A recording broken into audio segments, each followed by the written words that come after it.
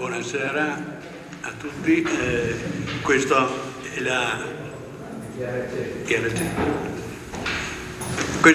seconda delle iniziative che abbiamo intrapreso come opera Figli del Popolo per ricordare il 50° anno della morte di Monsignor Marzari, che è stato il fondatore. E la prima l'abbiamo già fatta inaugurando una mostra fotografica che è aperta a tutti ancora durante questa settimana fino a martedì, e questa è la seconda iniziativa. Ringrazio Monsignor Magnati per averci ospitati e soprattutto perché adesso parlerà della figura di Monsignor Marzari. Ecco. L'ultimo appuntamento che l'opera ha inteso fare per ricordare Monsignor sarà il giorno martedì 6 alle 11. Ci troveremo presso il cimitero di Sant'Anna per fare una preghiera sulla sua tomba, e alle 5:30 inizierà con la mostra fotografica la tavola rotonda appunto sulla figura di Monsignor Marzari. Ecco, questi sono gli appuntamenti. Speriamo che il ricordo di Monsignor Marzari e soprattutto farlo conoscere a chi non lo ha ancora conosciuto sia presente con queste nostre iniziative. Grazie.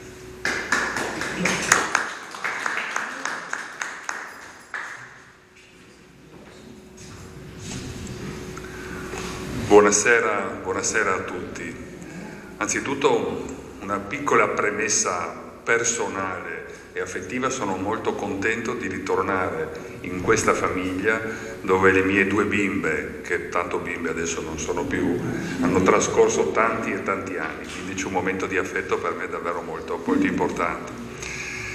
Questo pomeriggio ho il piacere e l'onore di portarvi il saluto del Comune di Trieste e del nostro sindaco Roberto Di Piazza per questa splendida iniziativa.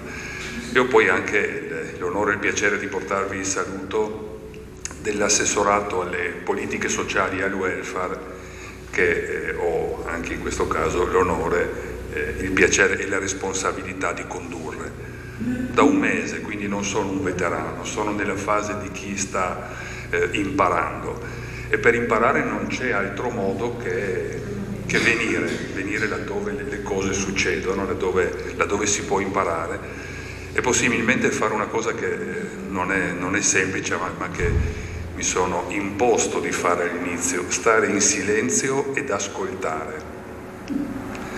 Non è facile, però stare in silenzio ed ascoltare evita a tutti noi di esprimere qualsiasi tipo di giudizio che con il passare del tempo poi sarebbe diventato un pregiudizio.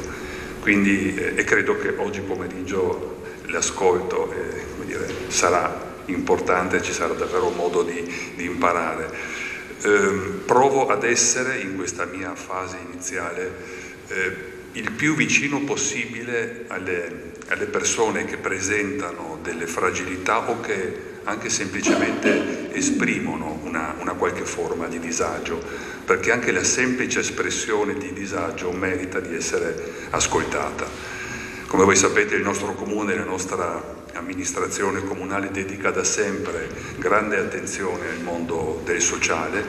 Così è stato, così è, e ovviamente così continuerà ad essere, con lo spirito che ha contraddistinto il nostro comune da tanto tempo a questa parte, e che io sintetizzo in un'immagine che mi accompagna da quando ho iniziato in questa nuova avventura, ed è quella della parola assessore. Per iniziare proprio davvero dall'inizio ho provato a capire cosa significa il termine assessore dal punto di vista etimologico, e assessore è colui il quale si siede accanto, ed è una bellissima immagine secondo me, perché chi si siede accanto prova a mettere in atto con l'empatia lo stesso punto di vista della persona che è seduta al suo fianco. Mi pare un bel modo per ascoltare, ed è il modo che attiverà che attiverò anche adesso. Quindi vi ringrazio molto per questo graditissimo invito. Grazie Assessore.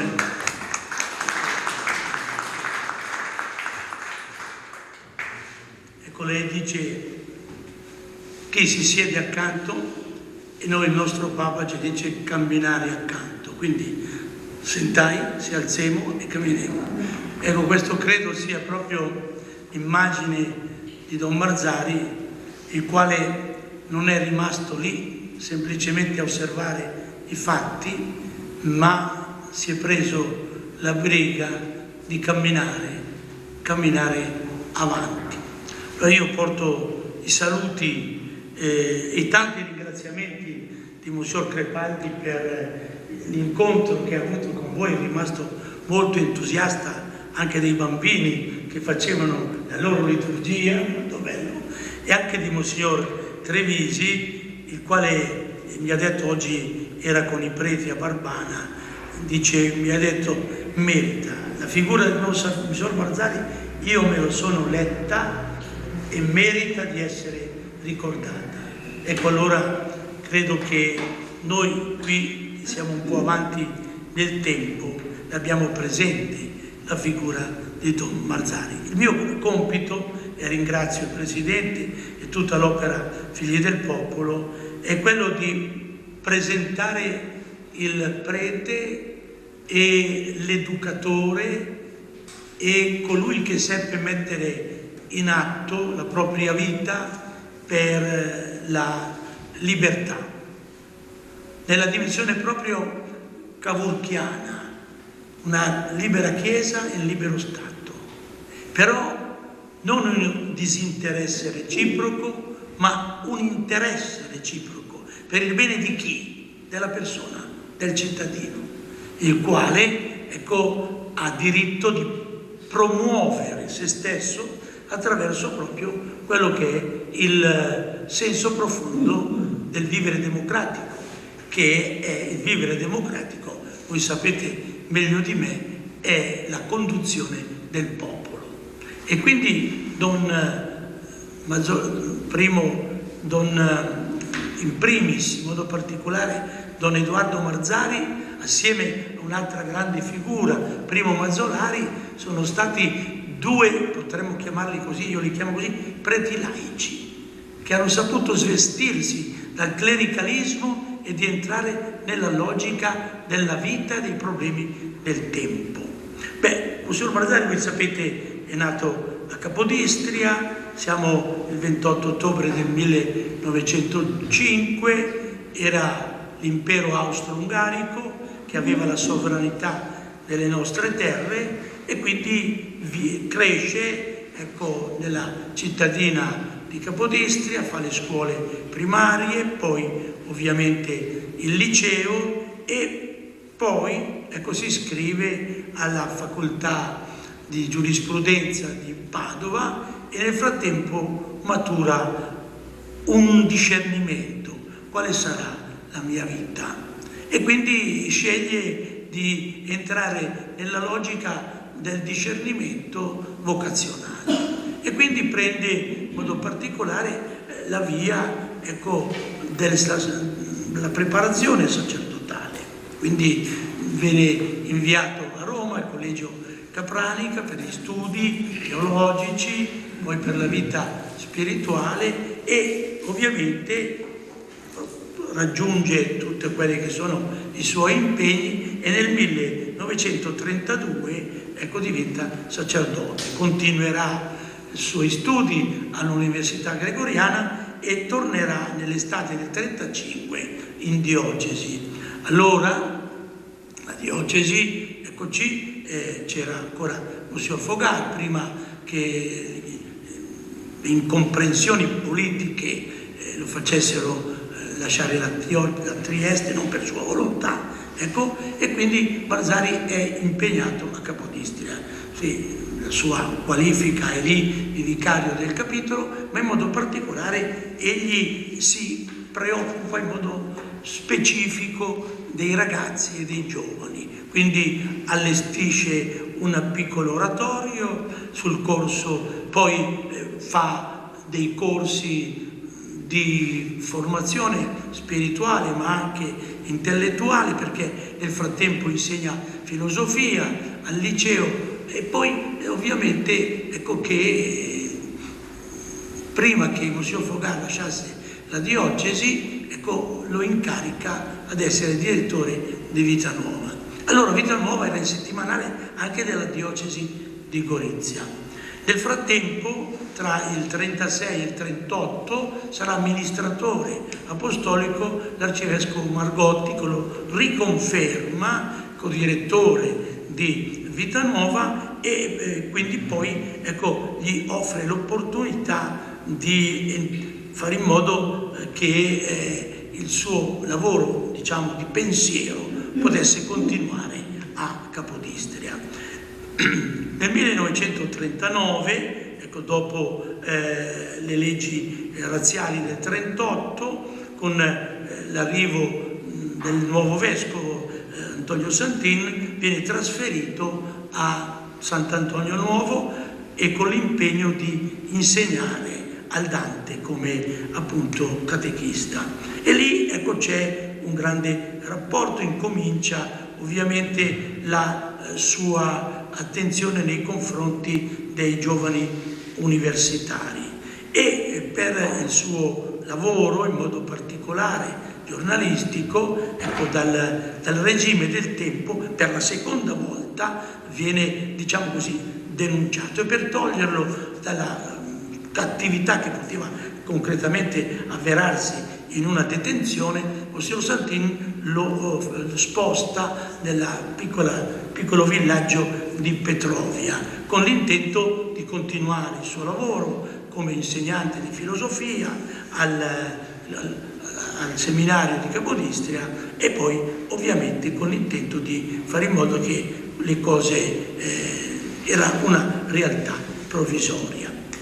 Nel 1942 viene nominato assistente dell'Azione Cattolica e assistente anche degli universitari, e quindi continua a scrivere su Vita Nuova con uno pseudonimo, detto il Diogene.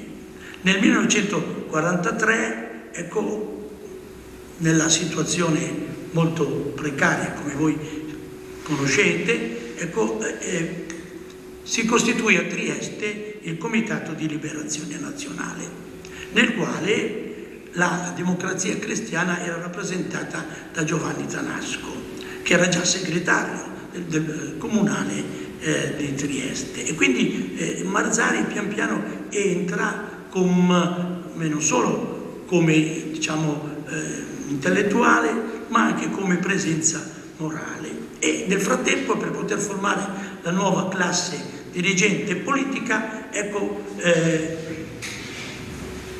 inventa il Centro di Cultura Religiosa, che praticamente assume poi lui la presidenza di questo centro, ma anche la presidenza del CNL di Venezia Giulia. Gli viene chiesta questa presidenza, ed egli cerca di fare in modo di fare una convergenza tra il mondo, diciamo, cattolico, che vuole la liberazione, e il mondo comunista. Non riesce a fare questa trade union perché appunto Alfredo Pizzoni, ecco, scioglie, cioè coloro che avevano l'indirizzo non della dimensione cattolica, ecco, lasciano il CLN. Dopo soprattutto l'arresto e l'uccisione di Luigi Frausin, decisero la presenza di sinistra di uscire dal CLN per unirsi al fronte di liberazione sloveno. La sera dell'8 febbraio del 1945 c'è un fatto molto spiacevole.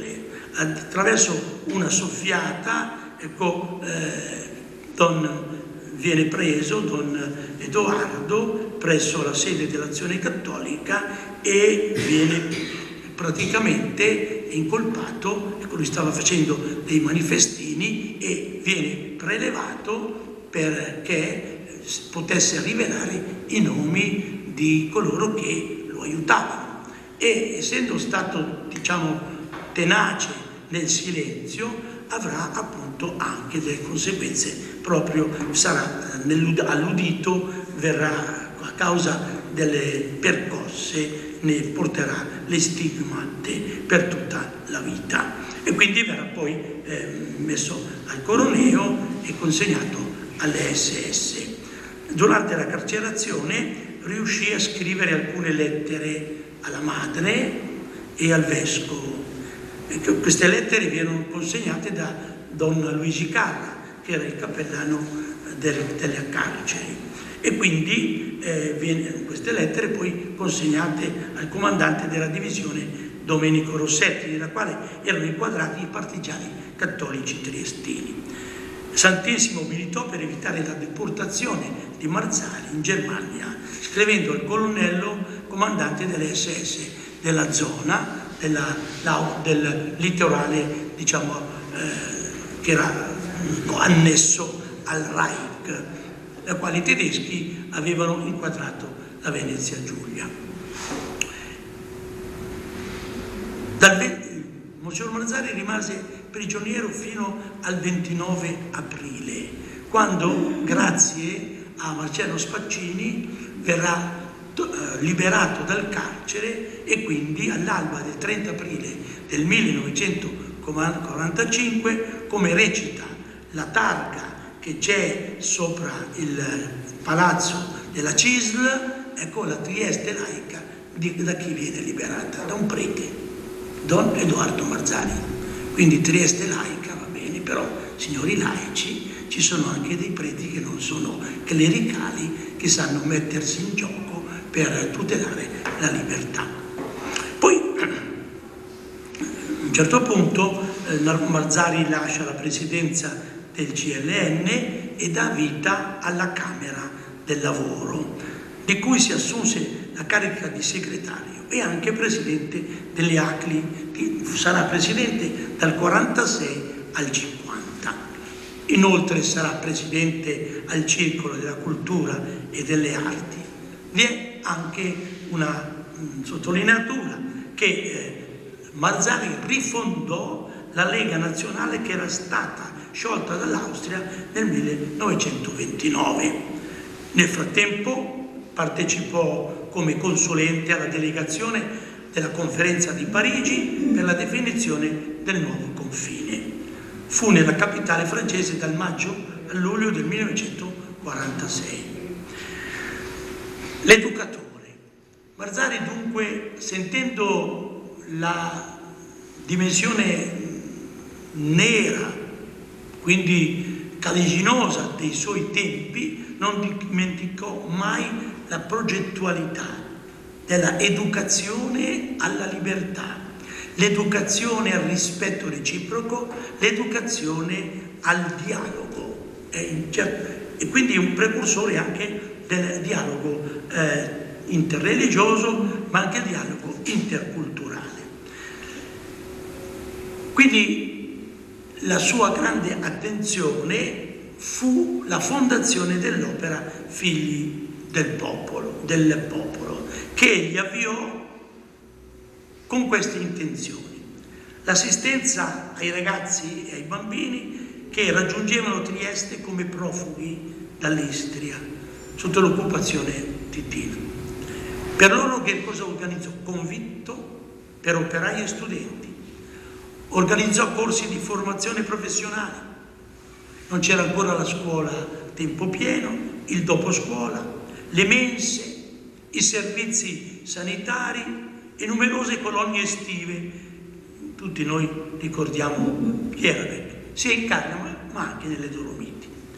Questi erano gli intenti educativi di Marzari, che diede il meglio di se stesso in tal senso, però volle anche interessarsi di una organizzazione dei coloni estivi, perché potessero essere di aiuto, in modo particolare alle famiglie di operai che non potevano ovviamente al tempo andare con la famiglia in luoghi di villeggiatura, e almeno ecco i ragazzi. Organizzò poi la scuola di addestramento al lavoro titolata Achille Grandi, poi volle la famiglia giovanile Auxilium per gli studenti universitari, che ancora oggi è fiorentissima, e grazie anche a coloro, e Angelo, a coloro che sono attenti a questo momento. E quindi cercò di offrire anche l'opportunità di usufruire del convitto Semente Nova. Si formarono così nell'opera alcuni satelliti futuri che ancora oggi sono presenti con grande utilità per il tessuto sociale. Non possiamo dimenticare ciò che avvenne nel 1950. Nacque la Repubblica dei Ragazzi. Cos'è la Repubblica dei Ragazzi? Ne sentiamo il titolo. Ma Don Marzari vuole anticipare, prima ancora della maggiore età, che i ragazzi vivessero il clima di democrazia e di attenzione civile in un concetto coeducativo, un po' nella logica di Don Milani, con un'attenzione però molto più ampia, che non era l'attenzione, diciamo, a un piccolo villaggio, ma è l'attenzione a formare persone perché potessero essere buoni cristiani, ma anche buoni cittadini. Questa fu la grande, diciamo, opera educativa di Monsignor Marzari. Il 2 luglio del 56 Monsignor Marzari giustamente fu insignito della onorificenza di commendatore al merito della Repubblica, e nello stesso anno, dopo il suo lasciare Trieste per Roma, torna alla direzione del collegio Semente Nova. Per quale ragione Don Marzari lascia Trieste e va a Roma? Questo conflitto tra Santini e Marzari, dove sta? Questo conflitto è un'anticipazione da parte di Marzari del concetto di laico del Concilio Vaticano II.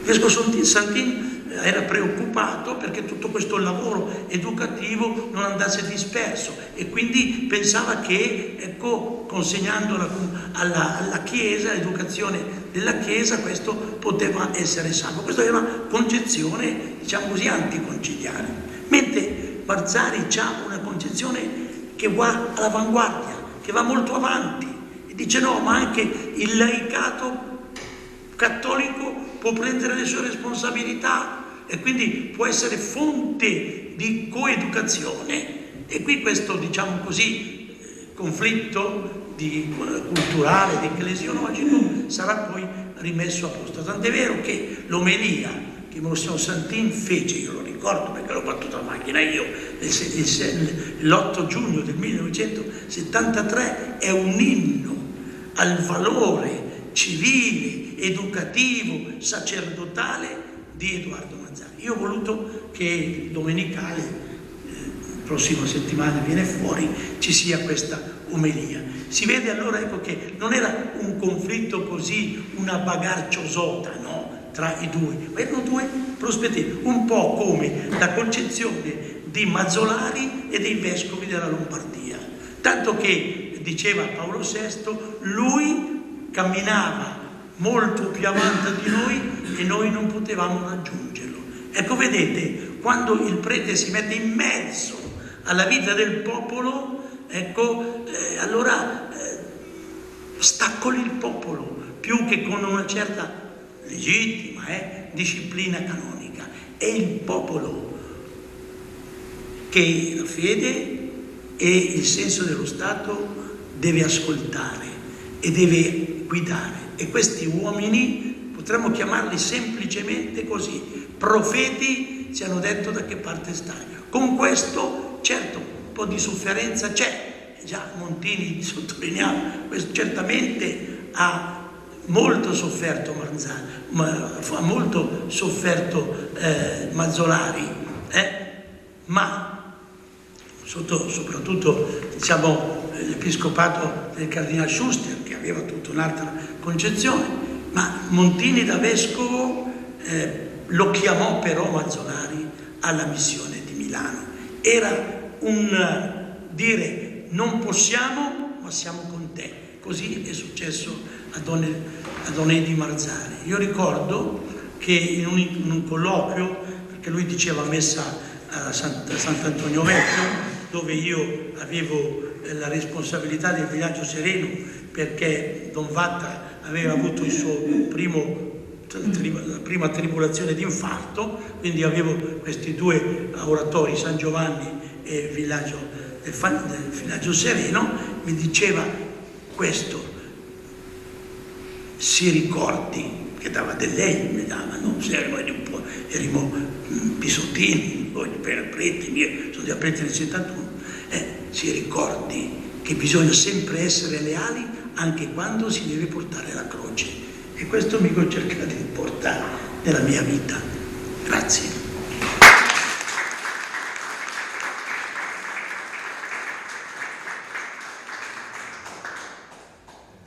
Adesso il nostro presidente della ringrazio del Don Ettore che hai fatto una bellissima un racconto molto, molto alto, anticipando anche molte cose. Io mi permetto di partire dalla coda, e cioè dal fatto che una persona viene ricordata non solo perché c'è una via intitolata o un palazzo, ma perché quello che ha creato prosegue.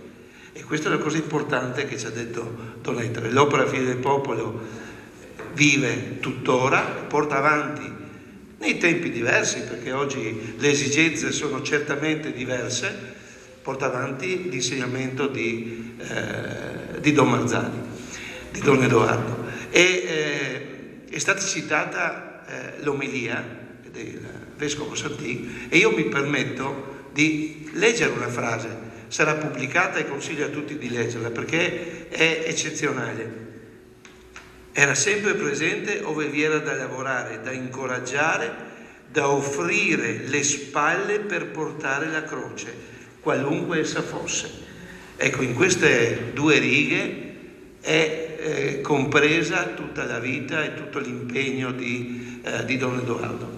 E quando lui accetta di diventare presidente del CLN su indicazione di Luigi Frausin, però lui dice nelle sue memorie non senza aver consultato chi di dovere. Questo sta a significare il profondo rapporto che c'era tra Marzari e Santin, rapporto che poi ha avuto anche diversità di vedute, ma spiega perché ha fatto questa scelta. Dice: ma come un sacerdote che fa una scelta di questo tipo?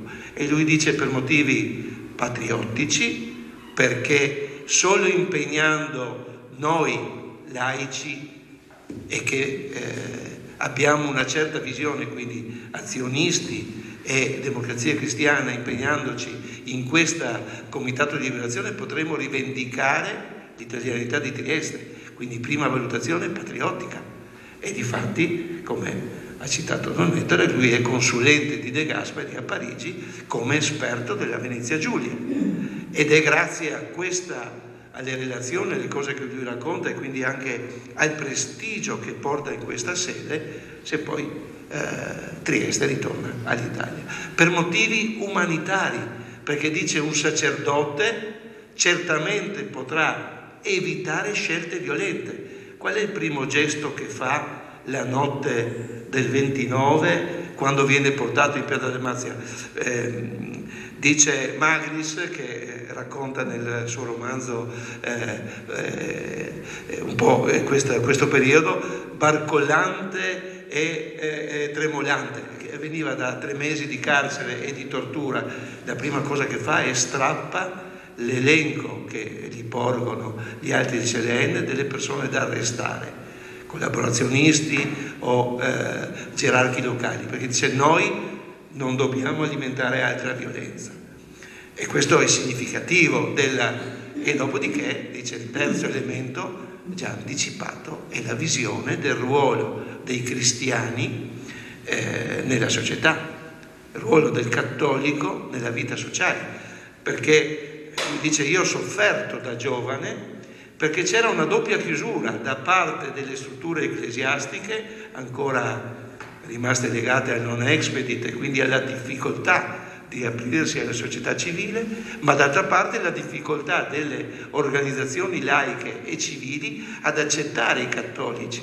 E dice: con questo mio impegno intendo promuovere, e dice, attenzione, non perché ci sia un dominio della Chiesa nella società, ma perché la società sia aperta, rimanga aperta, nel segno, anche qua cito le sue parole, la Chiesa possa animare il mondo dello spirito evangelico.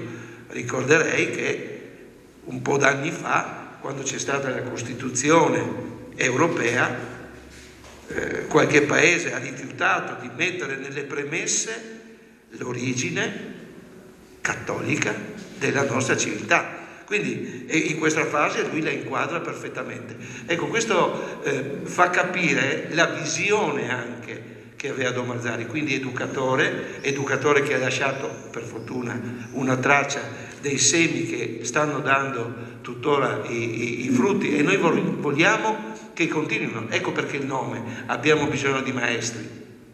Abbiamo bisogno di maestri per continuare a fare quello che ha fatto lui, che è stato maestro. La frase ovviamente è copiata da Paolo VI, diceva: abbiamo bisogno di maestri che siano anche testimoni, e lui ha testimoniato sulla sua pelle la democrazia, la voglia di libertà. E in queste scelte ha dimostrato anche di essere un raffinato politico, perché attenzione, il fatto di diventare presidente del CLN, ma lui non vuole farlo come rappresentante della democrazia cristiana, ma come indipendente, per essere, e pretende che ci sia un altro rappresentante del CLN della democrazia cristiana. Quando il 30 aprile arriva in prefettura, nomina prefetto provvisorio, ma fa esporre la bandiera tricolore, perché il simbolo della bandiera tricolore sul Palazzo del Comune e sul Palazzo della Prefettura rappresenta il segno dell'Italia tornata a Trieste. Poi il giorno 1, quando arrivano le truppe titine, la prima indicazione è resistere. Quando però vede che un titino punta il fucile al petto di Vasco Guardiani, che era, questo episodio lo racconta proprio Vasco Guardiani, gli punta il petto il fucile e dice: ok, andiamo via, però lascia scritto, lasciamo la prefettura sotto la minaccia delle armi, in modo che sia chiaro che non era una liberazione, era un'altra conquista. Ecco, questi sono segnali.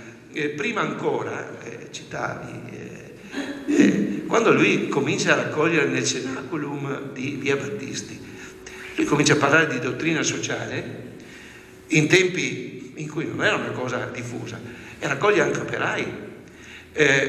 Una pagina di Vita Nuova all'epoca era dedicata al dialogo di Marzari con il mondo operaio e veniva pubblicata in tutta la regione.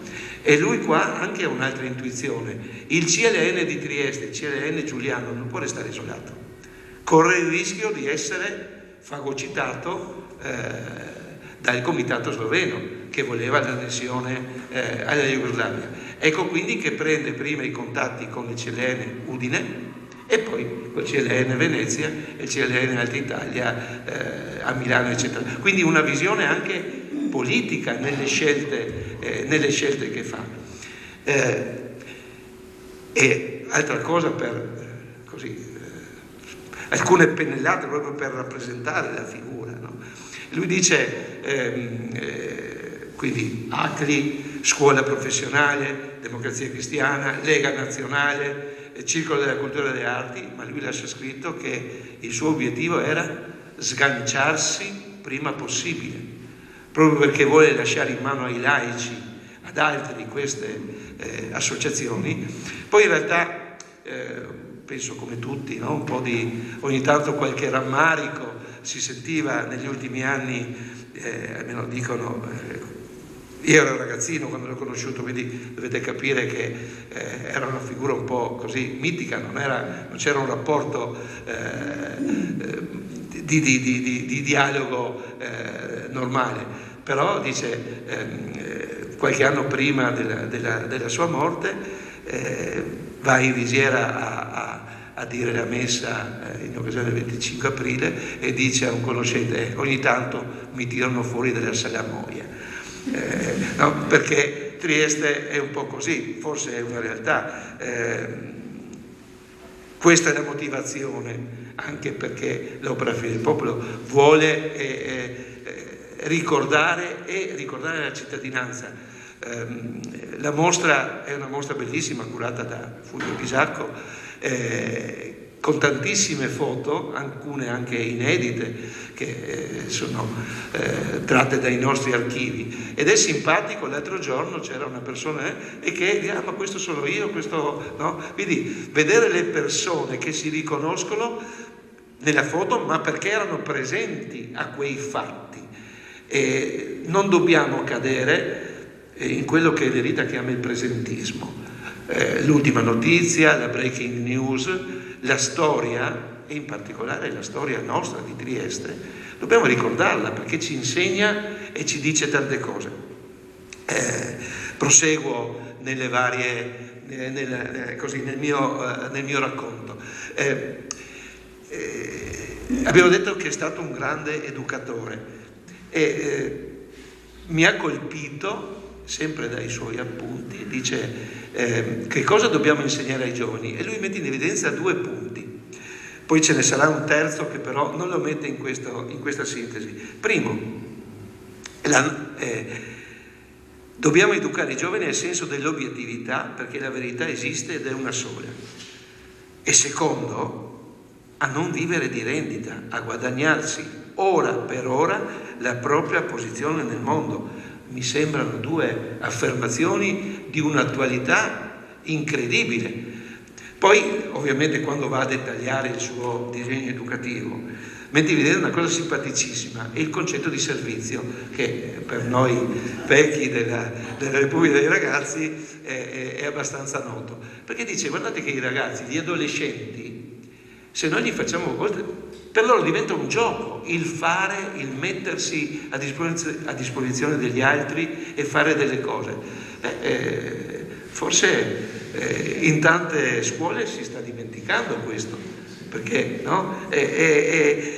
Questi suoi concetti, che poi è stato Monsignor Pelasgar che ha scritto il libro attingendo a piene mani dai suoi appunti, interpretandoli, lo descrive molto bene, questo insegnamento dell'impegno anche a favore degli altri. È una cosa di grande attualità. Oggi le grandi multinazionali nelle selezioni del personale vedono di buon occhio chi abbia fatto azioni di volontariato, perché se tu ti abitui da giovane ad aiutare qualcun altro, lo farai anche quando sei con i tuoi colleghi, quando sei dipendente. Quindi le cose che si imparano poi si portano avanti. Sono importanti nella vita di Don Marzari anche i gesti che fa. Abbiamo citato quello di strappare l'elenco, ma quando regala le scarpe nuove, perché i ragazzi che servivano messa con lui si accorgono che aveva le scarpe con i buchi, gli regalano un paio di scarpe nuove, ma dopo un paio di giorni non le ha più, perché le ha date a qualcun altro e dice: ma aveva più bisogno di me. Nel 47, 1° maggio, per capire il carisma della persona, quindi la capacità di coinvolgimento che aveva, 47 e 1° maggio, e fa recitare il Padre Nostro alla Piazza Unità. Ora il 1° maggio sappiamo che non è una festa religiosa, quindi certamente le persone in Piazza Unità non erano state ammesse prima. Ecco, questa è una capacità che è veramente rara, però la dimostra anche da giovane. Lui sia quando era Boy Scout, quando insegnava al liceo Combi, prima anche di diventare sacerdote, era animatore dei gruppi giovanili. Abbiamo le foto delle gite da Capodistria alle Dibulia in bicicletta, ma con le biciclette dell'epoca, le gite mondiali, le gite sciatorie per i ragazzi anche del collegio negli anni 50, quando andare a sciare non era così frequente come oggi. L'animazione teatrale, passione che poi aveva anche Guerino Travan, che abbiamo ricordato prima. Quindi tutto quello che in qualche maniera poteva coinvolgere emotivamente i giovani, e lui questo lo ripete continuamente e dovremmo ricordarlo anche oggi. Solo la cultura, la conoscenza, la lettura, l'approfondimento degli argomenti può consentire il fatto che la vita civile prosegua senza conflitti. E un altro il gesto della prefettura l'abbiamo ricordato. Dobbiamo anche pensare che fino al presidente Ciampi la storia di queste terre, con le vicende così complesse che poi erano influenzate dalla politica internazionale, quindi il destino di Trieste non si decideva a Trieste, si decideva in altre sedi. È stato il presidente Ciampi che ha sdoganato, e grazie all'azione di Fulvio Forti, l'ultimo presidente dei Volontari della Libertà, e di Guerino Travan, Fabio, sì, scusa, grazie Fabio, e di Guerino Travan, il presidente Ciampi gli conferì la medaglia d'oro al valor civile, perché ovviamente a un sacerdote non si può dare al valor militare. E la motivazione: arrestato e torturato dai nazifascisti, fu liberato e quale presidente del CNL di Trieste il 30 aprile guidò i concittadini nell'insurrezione contro l'oppressione nazista. È raro che un sacerdote riceva un'onorificenza di questo tipo, ma questo proprio sta a rappresentare la molteplicità della personalità del sacerdote, che poi anche era a volte anche una persona, soprattutto da giovane, molto scherzosa. Si ricorda che a Capodistria, assieme a qualche compagno di giochi, simulò la presenza di un fantasma in un palazzo con delle eccetera, che tutti quanti ne parlavano. E addirittura una sua, questo lo racconta Monsignor Pelascher, prese una pergamena, la invecchiò in modo da farla sembrare antica, scrivendo che il Carpaccio, un pittore, era nato a Capodistria e non a Venezia. Il direttore dei musei di Capodistria la prese per autentica, e la beffa, al cui confronto le teste di Modigliani ovviamente non sono niente, finì sul Corriere della Sera. Quindi sapeva anche essere spiritoso. Poi ovviamente le sofferenze del carcere lo segnalano profondamente. Lui non volle mai rivelare fino in fondo quello che provò, però ecco, anche qua richiamo le pagine di Tomizza, quando dice l'uomo di Dio che si sentiva abbandonato da Dio, proprio perché l'angoscia di quei momenti, con la sofferenza fisica e la sofferenza psicologica nel non sapere quello che succede all'esterno. Quindi direi che da questo punto di vista abbiamo una persona, una figura che è importante per Trieste, e quindi credo che Trieste, Assessore, debba degnamente ricordarla. Se oggi Trieste è italiana, una parte del merito è anche di Don Marzari. Se Trieste ha avuto una classe dirigente, una classe politica negli anni 50 e 60 che poi, con tutte le deviazioni e i rivoli sui quali non voglio entrare, ma che ha saputo prendere in mano la nuova vita della città, è grazie a Don Marzari, perché lui ha cominciato a farlo nel 1938. Le sue conferenze erano finalizzate a questo, a creare la futura classe dirigente, le persone che avrebbero preso in mano. Ecco perché maestro di fede e di democrazia. Non è un caso che questo aggancio sia stato suggerito anche a Monsignor Trevisi, perché la prossima settimana, la settimana sociale dei cattolici che si terrà a Trieste, ha proprio come argomento la democrazia, ed è un esempio ovviamente non l'unico in Italia per fortuna, di sacerdote che ha saputo coniugare la fede e quindi la missione di sacerdote, la missione cristiana, con una missione civile. Lui dice: qualcuno avrebbe voluto che io portassi i pantaloni, no, perché all'epoca usava la tonaca, nel senso che avrebbe voluto che lui sia laico per affidargli qualche incarico importante, ma lui, come ho detto prima, l'obiettivo era sganciarsi, perché voleva dedicarsi, e si dedicò all'opera Figlio del Popolo, alla Repubblica dei Ragazzi, cioè a quello che sentiva più vicino al suo pensiero. Quindi lasciò le altre associazioni e rimase e morì in palazzo, quindi in casa, improvvisamente, perché un paio di giorni prima era stato dal vescovo. Ecco, ricorderei che il giorno 6 alle 11 lo omaggeremo al cimitero di Sant'Anna, per cui sicuramente è un fatto doveroso, e il 6 pomeriggio ci sarà questa tavola rotonda introdotta da Monsignor Trevisi, in cui avremo un intervento di Roberto Spazzali, che quindi inquadrerà il momento storico con qualche dettaglio maggiore di quanto possiamo aver fatto noi.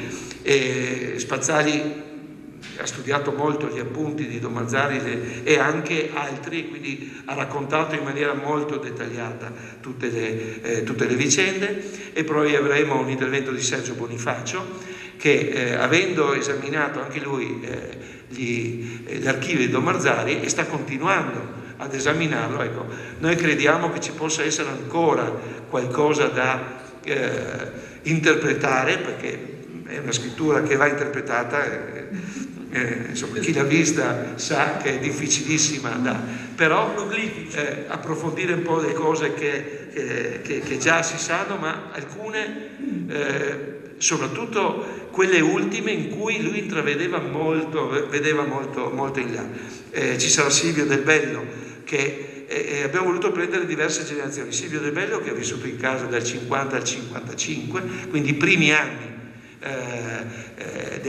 dell'opera Figlio del Popolo, della famiglia Ausilium, e che quindi gli anni forse più eroici. Poi Marino Marini, che è stato sia in casa negli anni successivi nella famiglia Ausilium, però è una figura importante per noi, perché ancora continua assieme a Bisacco, a Blacci e ad altri animatori, a fare il gioco della Repubblica d'estate, e quindi racconterà come ci sia questa continuità.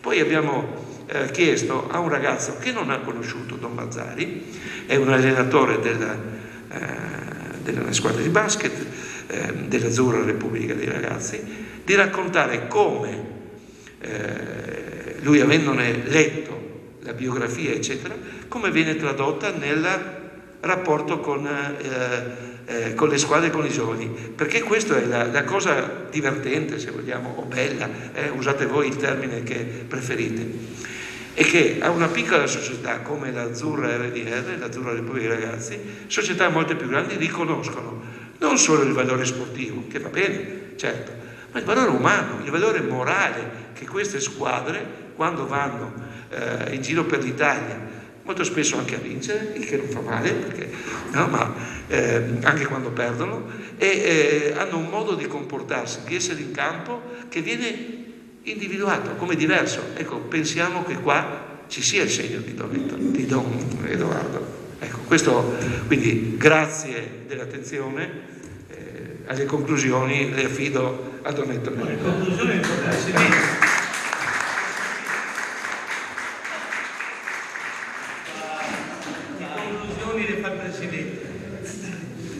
Innanzitutto ringrazio dell'esposizione fatta dai due relatori per quanto riguarda la figura di Monsignor Mazzari, e certamente, come è stato detto, è stata una figura importante per Trieste, e noi speriamo di continuare a portare avanti le sue linee e le sue idee, in modo che questo filo non venga interrotto e che anche ancora oggi possano valere le capacità, le virtù che Monsignor Marzari ci ha insegnato. Concludo salutando tutti e ringraziando nuovamente tutti i presenti. Grazie. Grazie Presidente.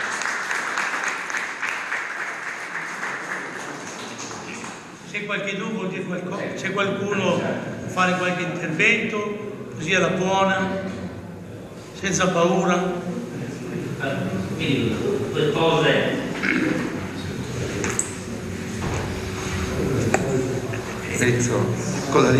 Renzo Codarin, sono presidente nazionale della Venezia Giulia Dalmazia. Perché dico questo? Perché nelle parole che io non ho avuto la fortuna di conoscere Don Marzari, ho conosciuto bene Santin, non Don Marzari ma mio fratello, i ragazzi in casa nostra, in campo profughi prima e dopo, era normale questa grande conoscenza, questa grande... Ecco, collego alla fede.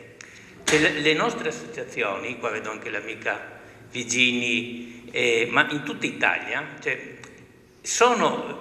io da quando sono in pensione sono riuscito a seguire di più le sedi, spesso le sedi della Venezia Giulia Dalmazia, che è diffusa, sono nate laddove c'erano campi profughi.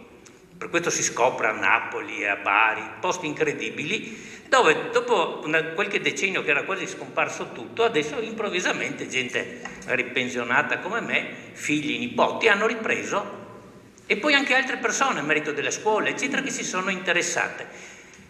Questo però alla base quasi sempre le persone nuove che io conosco e che seguono le nostre cose con passione, che siano figli, nipoti o non di esuli, sono collegate molto al mondo cattolico. Scopri che la fede che i nostri pastori ci hanno dato anche durante l'Esodo è stata quella che ha salvato la civiltà e una memoria. Se oggi c'è stato il giorno del ricordo, Ciampi prima, in realtà anche Scalfaro, un ultimo dell'anno da Presidente della Repubblica, iniziò a parlare dell'Istria, quando probabilmente a livello internazionale il crollo del muro si poteva. Attorno alla fede cattolica, attorno a questo, si è mantenuto il ricordo di Trieste, di Gorizia, di tutta la Venezia Giulia, e oggi, che siamo tutti in Europa, si dimostra quanto valore ha questo.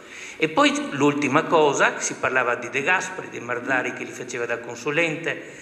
Per molti anni, come non si poteva parlare tranne che nei nostri circoli delle nostre cose, c'era una vulgata, soprattutto in una certa destra, ignorante dico io, dove ci criticavano perché parlavamo bene di De Gasperi. Come De Gasperi ha venduto l'Alto Adige, ha mollato Trieste per tenersi l'Alto Adige. Chi poi invece sa, è cioè De Gasperi ha lottato per salvare anche Trieste, certo, come insieme a questi grossi personaggi come Don Marzari, come Santin e tantissime altre persone. Ecco, questa fede rimane, questa cosa ci ha salvato e in realtà sta dando i propri frutti in tutta Italia. Il 24 di questo mese andiamo a Brescia, accompagno Don Ettore a Brescia, perché Brescia e Bergamo quest'anno sono città della cultura.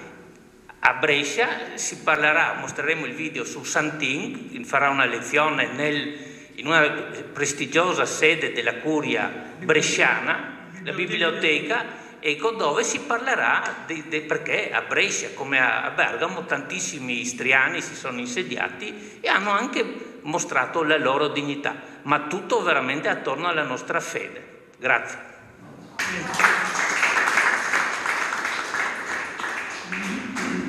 Ancora qualcuno? Barbo? Prego signora. No, se senti.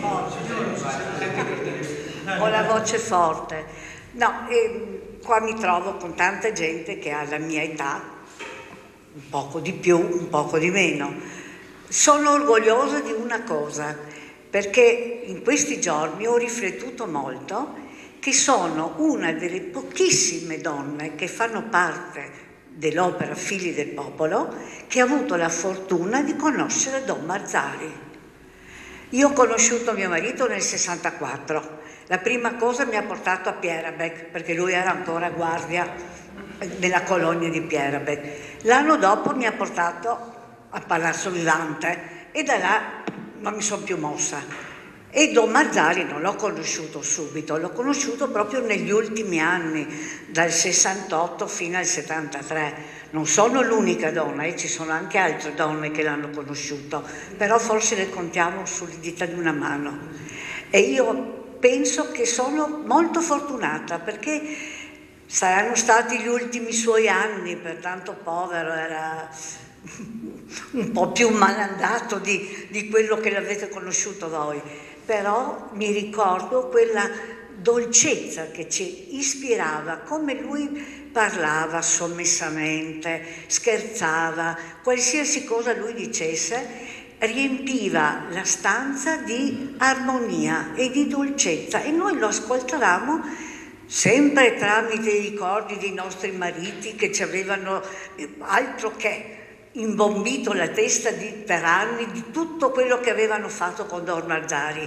Però, torno a dire, mi reputo molto fortunata, anche se per pochissimo tempo l'ho conosciuta.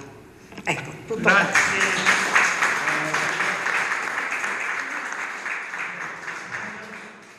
Angelo, continua, saremo con te, dai. Sì. Lui è il testimone di un impegno molto preciso, diciamo che semplice, ma la prima volta che sono andato vicino all'Opera Figli del Popolo mi hanno cacciato, perché non avevo ancora 10 anni e all'Opera del Popolo e alla Repubblica dei Ragazzi si poteva entrare solo a 10 anni. Quindi siccome io abitavo là sotto, volevo andare a giocare con gli altri e quindi non mi hanno fatto entrare.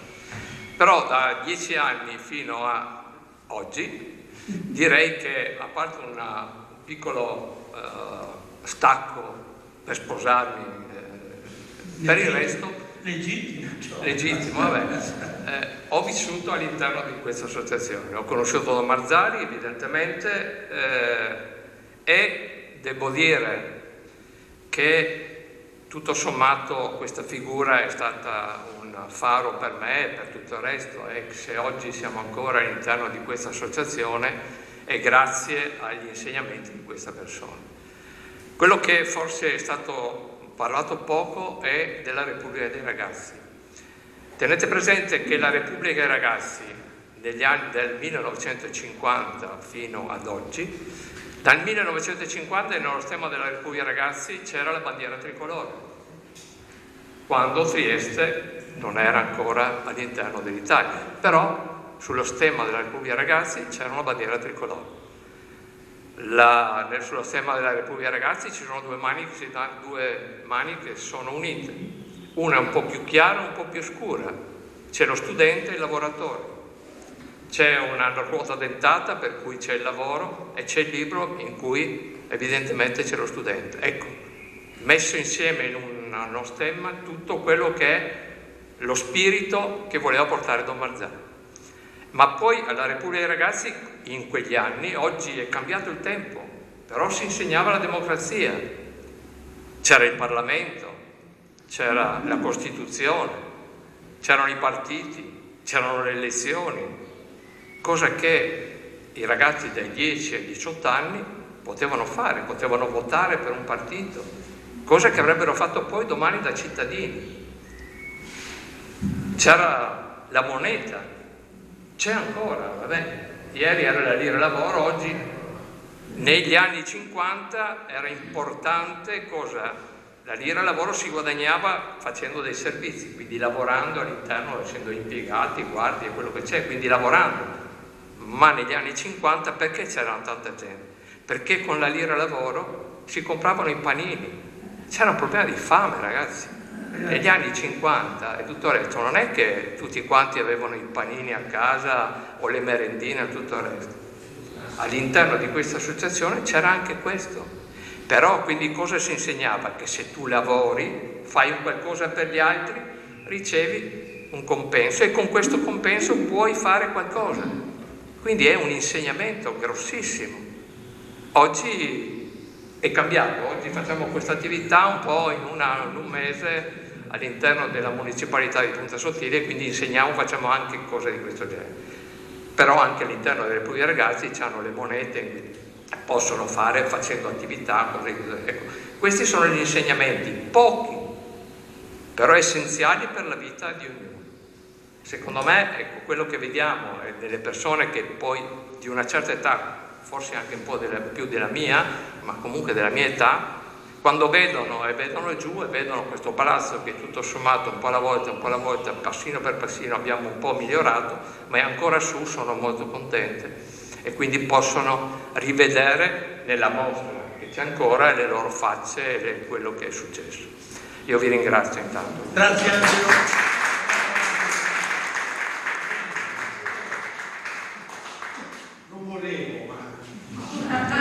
No, dopo queste parole, allora io sono un parallelo di fede, di cose importanti, però di cose molto semplici. Io ho una figlia, questa figlia va alla Repubblica dei Ragazzi, va a fare la pallavolo, per la Repubblica dei Ragazzi famosa per il basket, sono fortissimi, va a fare la pallavolo. Era la prima squadra di pallavolo femminile, credo, che è stata aperta alla Repubblica dei Ragazzi, 10 anni fa, 15 anni fa. Ed erano 8-9 ragazze, appunto, non c'era nessun altro. Ha fatto tutto il suo percorso e così via. Erano abbastanza ciste, perdevano sempre e non dicevano mai. Però c'era un clima, un'atmosfera, un modo di stare insieme, anche fra genitori, che era splendido. Noi vedevamo le altre squadre molto forti, ma sapevamo che dietro c'era competitività, c'erano rivalità, c'erano invidie, c'erano odi, c'erano i tesseramenti, ecco, allora tutto questo non c'era. Alla fine sono diventate anche bravette, perché erano la terza, la quarta squadra della provincia di ragazzine, e oggi, correggetemi se sbaglio, è diventata una realtà molto importante, e sono pieni di ragazzine che vengono a giocare là. Mia figlia fa l'allenatrice da una mano, esattamente, e tutto questo perché ci invidiavano lo spirito di squadra, lo spirito di amicizia, di solidarietà, di sostenersi sia fra genitori che tra figli, un clima veramente unico e straordinario. Mi sono sentito dovere di dirlo per ringraziare chi poi queste cose le porta avanti da anni e anni e anni, ma è un lavoro che lascia i suoi frutti, ecco, ve lo posso assicurare, quindi lo dico ringraziandovi. Grazie.